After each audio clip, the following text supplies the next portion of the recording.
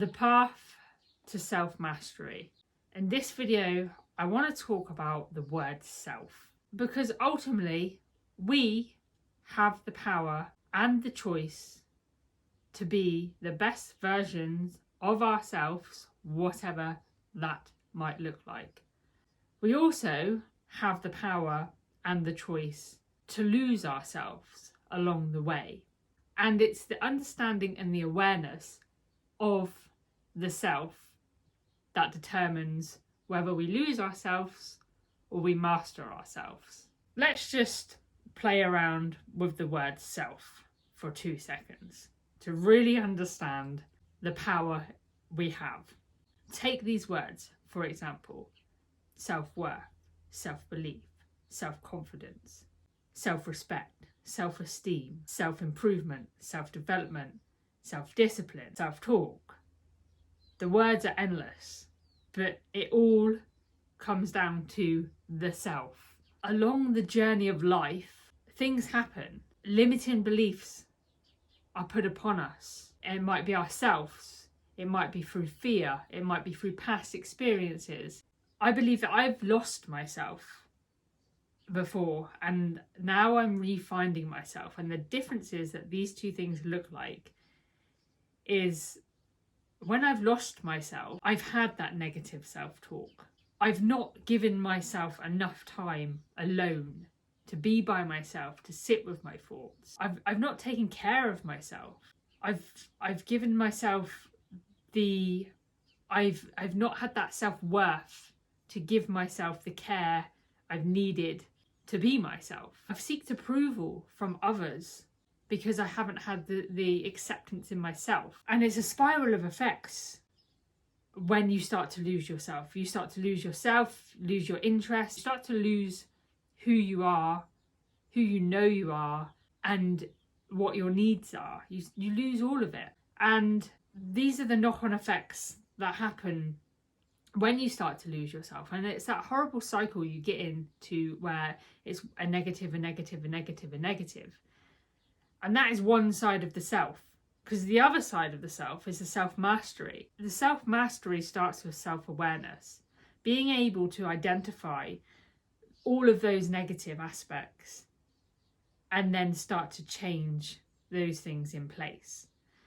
And these things come around from experiences, fears, having imposter syndrome, all of these limiting beliefs that we put upon ourselves or we allow others to put upon ourselves.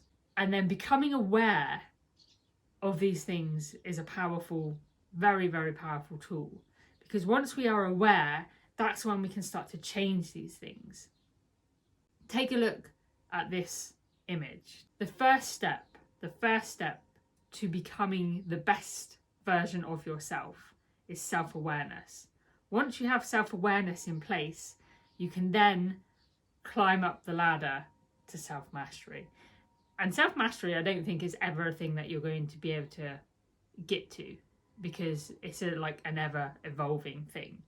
But the steps that lead you to there are the steps that build you to the person that you know you can be. So we have the choice. We have the choice to lose ourselves or to find ourselves. And maybe both journeys are necessary, because I've lost myself in the past. And I've been through all of those things where I've needed other people's approval. I've stopped taking care of myself. I've started talking negatively to myself, and I've gone on a downward spiral.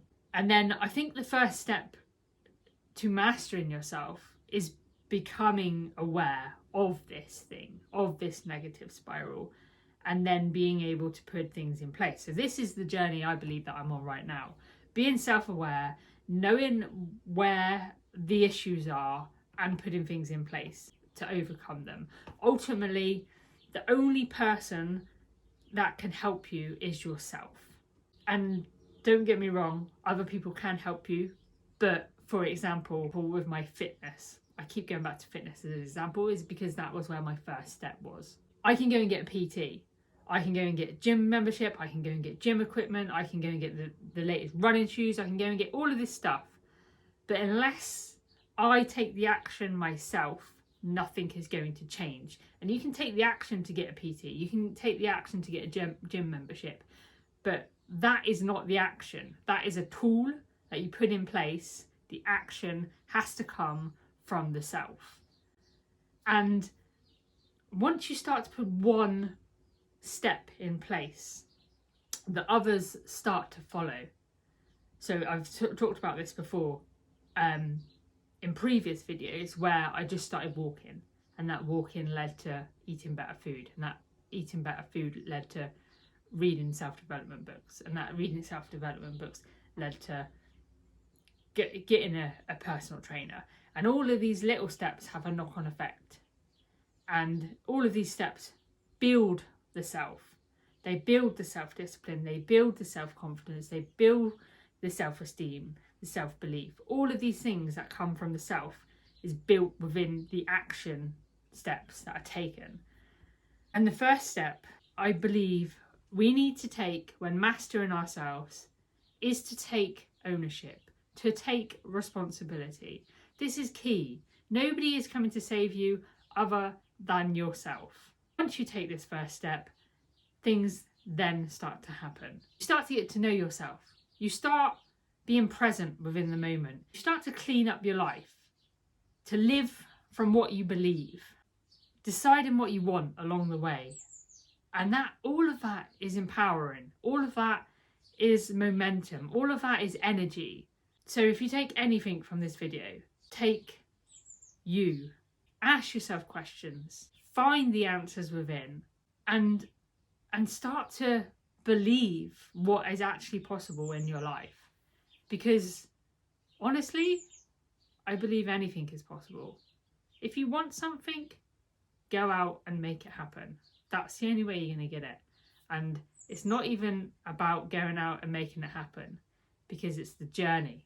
The journey, I keep saying it and I will keep saying it, because the journey is all that matters. I hope you got some value from this video. See you next week.